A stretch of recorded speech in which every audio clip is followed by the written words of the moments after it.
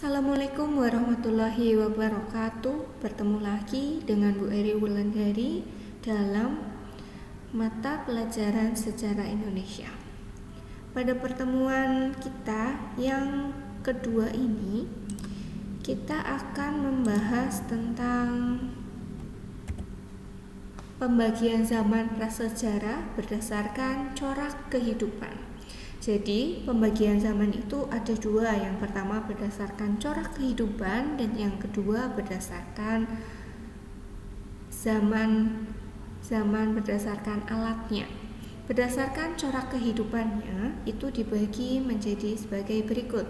Yang pertama, pada masa berburu dan mengumpulkan makanan tingkat sederhana, terjadi pada masa Paleolitikum atau zaman batu tua.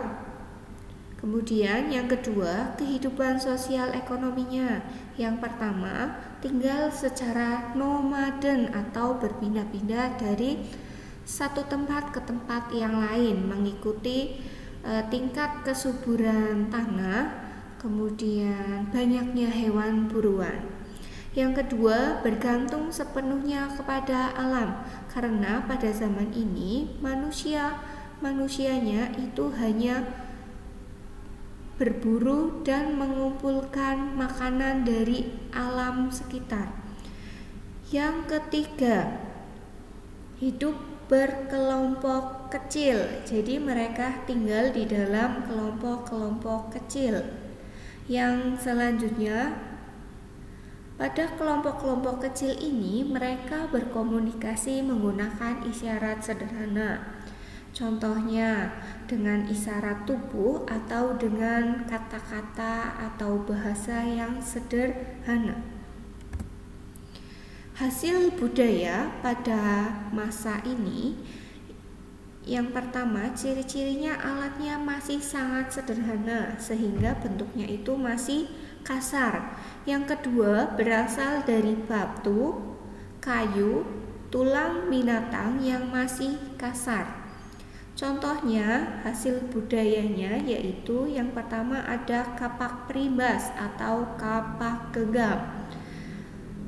Kapak genggam ini digunakan untuk menguliti binatang. Itu ya, bisa dilihat ya, kapaknya itu masih sangat kasar. Yang kedua, ada alat serpi atau fleques, digunakan untuk memotong dan menguliti hewan buruan. Nah, di sini bedanya tadi, kapak genggam itu lebih besar dibandingkan dengan alat serpi. Yang ketiga, ada alat yang berasal dari tulang. Nah, ini contohnya di situ bisa dilihat ya. Nah, di sini biasanya ditemukan di Ngandong. Selanjutnya, masa yang kedua yaitu masa berburu dan mengumpulkan makanan tingkat lanjut. Terjadi pada masa Mesolitikum atau zaman batu tengah. Manusia pendukungnya yaitu Homo sapien. Homo sapien ini adalah tingkat kecerdasannya lebih cerdas dibandingkan dengan manusia yang lainnya seperti Pithecanthropus atau Meganthropus. Kehidupan sosial dan ekonominya. Yang pertama, mampu membuat alat dari tulang dan kulit kerang. Mengenal sistem pembagian kerja. Nah, sistem pembagian kerja itu didasarkan oleh jenis kelamin. Misalnya, untuk laki-laki itu tugasnya untuk berburu hewan buruan yang besar. Sedangkan untuk kaum wanita, dia melakukan kerja mencari hewan buruan yang kecil seperti menangkap ikan di sungai, kemudian memasaknya, kemudian mengasuh anak-anaknya. Kemudian mereka hidup semi sedenter, yaitu masih semi menetap ya, kadang menetap kemudian berpindah lagi, kemudian menetap nanti berpindah lagi, seperti itu. Kemudian mereka tinggal di dalam gua-gua di tepi pantai atau disebut dengan abris saus roche. Kemudian pada masa ini mereka sudah menemukan api yang digunakan untuk menghalau binatang-binatang buas, kemudian untuk memasak makanan. Selanjutnya, karena mereka hidup di dalam gua, mereka juga sering melukis dinding gua dan dinding karang menggunakan tangan-tangan mereka. Jadi ada suatu pewarna alami ditumbuk kemudian dicap ke dinding-dinding gua tersebut. Pada masa ini mereka sudah mengenal cara bercocok tanam sederhana dan secara berpindah-pindah. Jadi bercocok tanamnya sudah sederhana namun masih berpindah-pindah. Hasil kebudayaan pada masa bercocok mengumpulkan makanan tingkat lanjut. Yang pertama ada serpih bila atau fleques, ya biasanya ditemukan di dalam gua. Yang kedua ada alat tulang atau pebble, ditemukan di Jawa Timur. Kemudian yang ketiga ada kejoken modinger atau sampah-sampah dapur yang berupa tumpukan kulit kerang. Nah, di dalam kejoken modinger ini juga sering ditemukan alat-alat perkakas rumah tangga seperti ada kapak genggam, ada fleques, ada pebble, biasanya ditemukan juga di dalam kejoken modinger. Kemudian yang keempat ada abris saus roche, yaitu adalah gua-gua pada tebing pantai yang digunakan sebagai tempat tinggal manusia zaman prasejarah. Nah, di sini kepercayaan. Pada zaman ini sudah ada sistem kepercayaannya. Bisa dilihat dari lukisan tangan di Gua Leang-Leang. Sebagai bentuk kepercayaan awal manusia purba akan adanya kehidupan manusia setelah mati, sehingga jasad dan rohnya perlu mendapatkan penghormatan. Jadi di sini juga ada yang misalnya jarinya itu tidak ada 5, tetapi misalnya jarinya ada 4, ada 3, itu adalah sebagai wujud rasa berduka karena adanya anggota keluarga yang meninggal dunia, sehingga diekspresikan dengan lukisan tangan yang tidak jumlahnya tidak 5 ya, jumlahnya itu kurang dari 5. Yang ketiga ada masa bercocok tanam. Terjadi pada masa Neolitikum atau zaman batu tua. Perubahan dari food gathering ke food producing. Jadi perubahan dari masa mengumpulkan makanan ke masa memproduce atau menghasilkan makanan. Di sini corak kehidupan sosial ekonominya, mereka sudah hidup menetap di suatu tempat. Kemudian mulai memelihara hewan seperti ayam, babi, atau kambing ya. Kemudian mereka juga sudah bercocok tanam, tapi bercocok tanamannya yang mudah untuk dibudidayakan seperti pisang, keladi, kelapa, salak, dan rambutan. Nah, di sini mereka juga sudah bisa melakukan kegiatan gotong royong, kemudian ada pembagian kerja antara kaum laki-laki dan perempuan, kemudian sudah mengenal pemimpin suku karena mereka hidup di kelompok-kelompok kecil. Hasil budayanya yang pertama ada beliung persegi, alat batu yang paling menonjol pada masa bercocok tanam. Yang kedua ada kapak lonjong, ada mata panah, ada gerabah yang digunakan untuk memasak, kemudian ada perhiasan, ada alat obsidian, dan ada alat pemukul dari kulit kayu.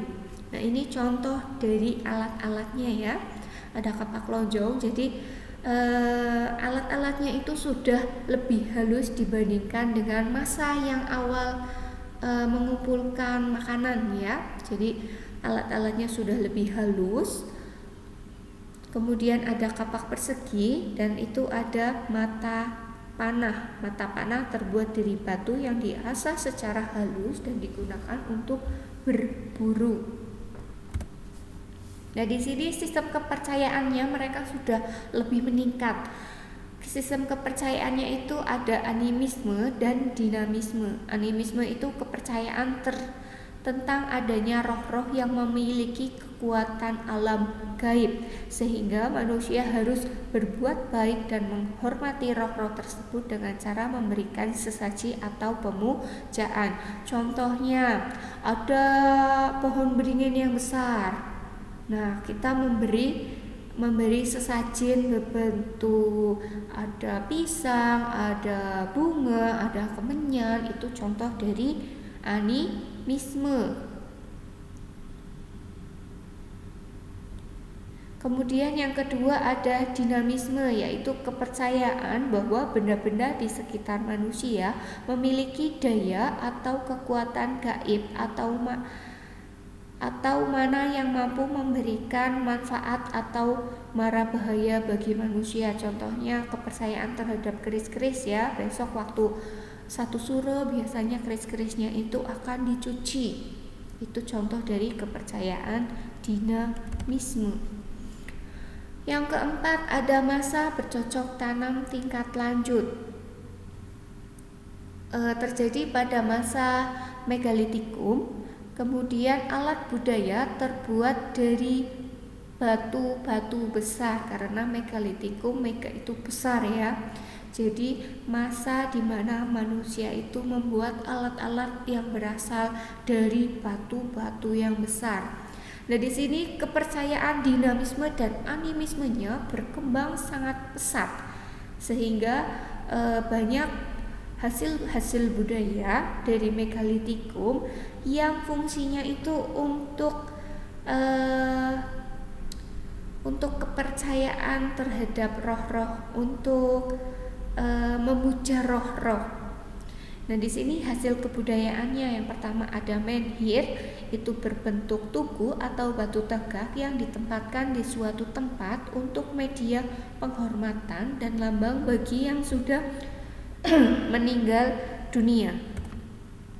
Kemudian yang kedua hasil kebudayaan megalitikum ada punden berundak, yaitu bangunan yang disusun secara bertingkat-tingkat untuk memuja roh nenek moyang. Terus yang ketiga ada kubur batu. Kubur batu itu ada dibagi lagi, ada berbagai macam, misalnya ada sarkofagus. Yang selanjutnya ada dolmen. Dolmen adalah tempat sesaji pada saat upacara. Yang selanjutnya ada arca batu. Nah, ini adalah contoh-contoh dari hasil kebudayaan dari zaman bercocok tanam. Yang pertama ada kubur batu, itu ya kuburannya, jadi terdiri dari lempengan-lempengan batu yang disusun, nanti mayatnya ditaruh di tengah-tengahnya. Yang selanjutnya ada menhir, itu ya tugu batu yang tugu itu diletakkan di suatu tempat. Yang selanjutnya ada arca batu, ada waruga, ada sarkofagus dengan waruga, itu juga sebagai tempat meletakkan mayat atau jenazah manusia purba. Kemudian ada punden berundak. Kemudian yang terakhir ada dolmen, tempat meletakkan sesaji. Jadi bentuknya itu seperti meja yang besar. Yang kelima ada masa perundagian. Nah, di sini juga pada masa megalitikum ya. Yang selanjutnya kehidupan sosial dan ekonominya, pembangunannya lebih teratur. Kegiatan barternya lebih beragam dan barternya itu dilakukan ke daerah-daerah lain.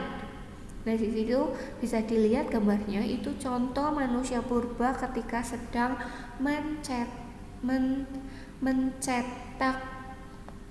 mencetak logam-logam untuk perkakasnya. Nah, di sini hasil kebudayaannya. Contoh hasil kebudayaannya yang pertama yaitu ada kapak corong. Kapak corong ini tidak digunakan untuk membunuh hewan ya, tapi kapak corong ini adalah alat kebesaran atau alat upacara yang digunakan oleh kepala suku. Yang kedua ada kapak perunggu, yaitu alat upacara. Kapak perunggu itu dibagi menjadi dua. Ada yang sebagai alat upacara, contohnya tadi adalah kapak corong, dan sebagai alat perkakas. Yang ketiga ada bejana perunggu sebagai keranjang ikan. Jadi apabila manusia purba memancing atau mencari ikan, maka keranjang ikannya menggunakan bejana perunggu. Yang keempat ada nekara. Maaf ya, nekara bukan neraka. Nekara adalah pelengkap upacara untuk memohon turunnya hujan dan sebagai genderang perang. Yang kelima ada perhiasan. Perhiasan ini biasanya diberikan kepada ahli warisnya sebagai bekal kubur untuk orang-orang yang sudah meninggal, kemudian dimasukkan ke dalam bisa sarkofagus, bisa kubur batu, atau bisa ke dalam waruga. Keenam ada arca perunggu. Nah, arca perunggu ini bisa berbentuk dua, bisa berbentuk kuda atau berbentuk manusia. Apabila berbentuk manusia, maka menggambarkan tarian yang dinamis. Nah, di sini contoh dari hasil kebudayaannya ada nekara, itu bentuknya seperti genderang perang ya, sehingga bisa digunakan sebagai genderang perang atau sebagai sarana pemujaan untuk minta turun hujan. Yang selanjutnya ada kapak perunggu, ada candrasa, ada bejana perunggu, ada moko, ada manik-manik. Manik-manik ini digunakan untuk perhiasan ya. Kemudian ada perhiasan perunggu. Nah, di sini selanjutnya ada teknik pembuatan barang dari logam. Itu ada dua teknik. Yang pertama ada cair perdu, yaitu teknik cetak tuang. Jadi kita pertama membuat bentuk atau model benda logam yang diinginkan. Kemudian model tersebut dilapisi oleh lilin dan logamnya dituangkan ke dalam cetakan tersebut. Yang kedua ada bivalve, yaitu teknik dua setangkup. Nah, di sini teknik dua setangkup juga memiliki suatu kelemahan. Kelemahannya yaitu terdapat rongga di dalam benda logam yang sudah jadi sehingga kurang kuat. Keuntungannya, cetakannya dapat digunakan berulang-ulang kali. Jadi teknik bivalve ini contohnya kita akan membuat cetakan model dari benda yang kita kehendaki, kemudian dengan bentuk yang dapat saling ditangkupkan, kemudian kita tuangkan logam cairnya ke dalam cetakan tersebut. Setelah itu, kedua cetakan kemudian saling ditangkupkan, biarkan sampai logam itu kering dan cetakan dapat dibuka. Selanjutnya benda logam tersebut sudah dapat digunakan. Rangkumlah materi yang dari saya tadi di buku kalian, kemudian kerjakan latihan soalnya. Latihan soalnya dapat dilihat di Google Classroom masing-masing. Selamat belajar dan mengerjakan soal latihannya. Terima kasih. Wassalamualaikum warahmatullahi wabarakatuh. Apabila ada yang belum paham bisa ditanyakan melalui WA atau bisa Telegram. Terima kasih. Wassalamualaikum warahmatullahi wabarakatuh.